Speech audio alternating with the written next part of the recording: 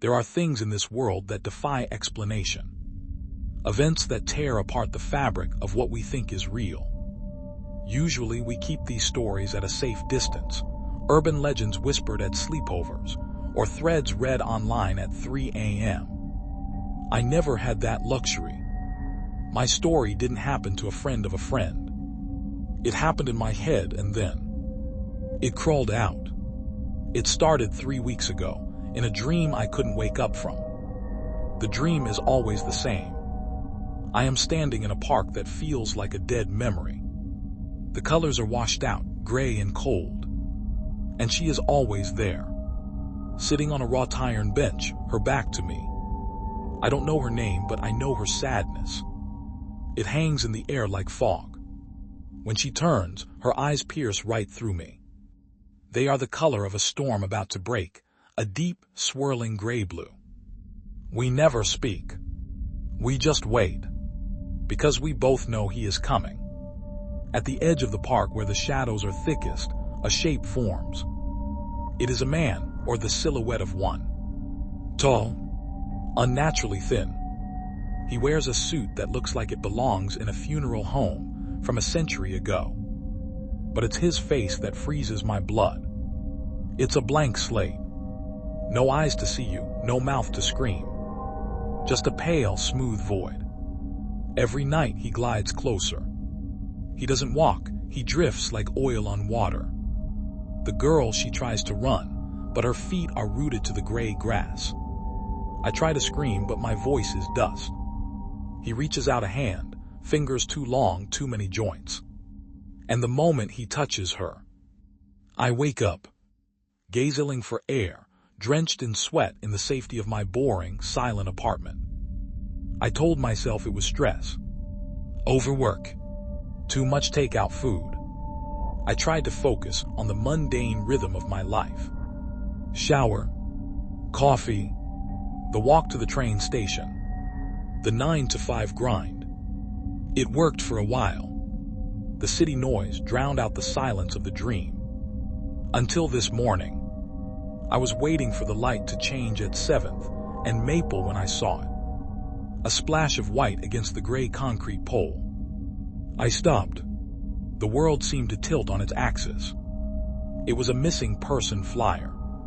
The tape was peeling, the paper weathered by rain. But the photo, it was her.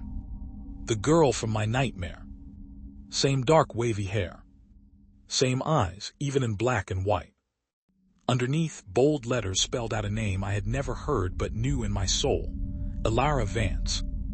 Missing for 3 weeks. Exactly when the dreams began. I tore the poster down. I don't know why.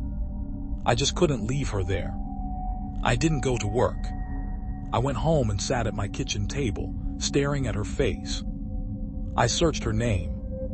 News articles, police reports. She vanished walking home from class. No witnesses.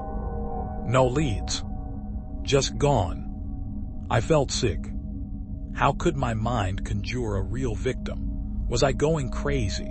Or was I seeing something I wasn't supposed to see? Then the bleeding started. The nightmare began to leak into my reality. It started small. A shadow in the corner of my eye that moved too smoothly. I'd turn, and it would just be my coat rack. But for a split second, the coat looked like a dark, ill-fitting suit. In the hat, it looked like the top of a smooth, hairless head. I told myself to get a grip. But the air in the apartment was getting colder. That night, I couldn't stay inside. I took the subway just to be around people. To feel safe. I was waiting on the platform, watching the reflection in the tunnel glass. And there he was, standing at the far end of the platform. The faceless man. He wasn't doing anything. He was just standing there, his long arms hanging by his sides, facing me. The commuters walked right past him like he was smoke. A train roared into the station, breaking his line of sight. When the cars cleared, he was gone. But the feeling remained. A physical weight pressing behind my eyes. He was watching. He was patient. I went back home, locking every lock, turning on every light. But light doesn't stop him. Darkness isn't just where he lives, it's what he is. 2 days passed. No sleep. Every time I closed my eyes, I saw him taking her. And then he would turn his blank head toward me. Last night I was huddled on my couch, wrapped in a blanket, praying for morning. The hum of the refrigerator was the only sound. And then it stopped. The lights didn't just go out. They were extinguished. The darkness was sudden, thick, and absolute. My heart hammered against my ribs like a trapped bird. A power outage. Just a blackout. I fumbled for my phone, my hands slick with sweat. The flashlight beam cut a shaky, pale cone through the room. Dust motes danced in the light. I went to the window. The street outside was dark. The whole block. Just a blackout. I let out a breath I didn't know I was holding. That's when I heard it. A sound coming from inside my apartment. From the hallway leading to the bedroom. A soft, rhythmic, dragging sound. The sound from the nightmare. The sound of Elara being taken. "Hello," I called out. My voice cracked. "Is someone there?" Silence. The dragging stopped. I told myself it was the wind. The neighbors. Anything but him. I took a step forward, holding the phone like a weapon. I swept the light across the wall. And then I panned it back to the center of the hall. He was there. Standing right at the entrance to the bedroom. Not a shadow. Not a hallucination. The Faceless Man. He was a towering column of vantablack, a void in the shape of a human. The light from my phone didn't reflect off his suit, it just died, absorbed into him. A low, electronic static hum began to vibrate in my teeth. He began to glide forward. I couldn't move. It wasn't just fear, it was a primal biological command to freeze. With every inch he advanced, the temperature plummeted. I could see my breath misting in the flashlight beam. He was close now. I could smell him, like ozone in old, stagnant water. He reached out that long, pale hand. I knew if he touched me, I would just cease to exist. Then a whisper cut through the static. Faint but clear, right in my ear. "Don't let it take you too." It was Elara. Her voice broke the paralysis. I didn't think. I just screamed her name. Elara, the creature stopped. Its blank head tilted to the side, like a dog hearing a whistle. Confusion.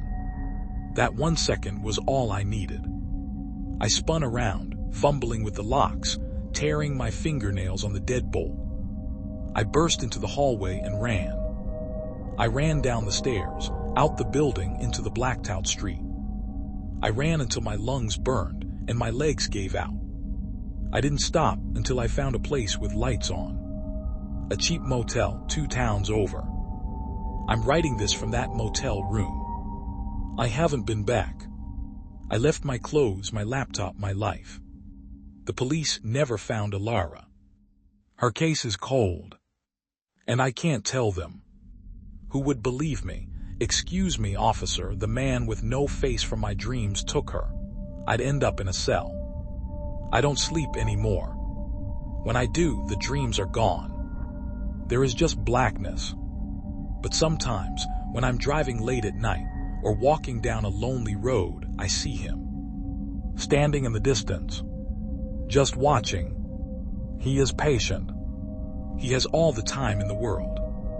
I escaped him once, but I know. Deep down, he's just waiting for me to get tired. So, if you ever have a dream that feels a little too real, or if you see a face on a missing persons poster that you recognize from your nightmares, don't investigate. Don't look closer. Just wake up and stay awake. Good night.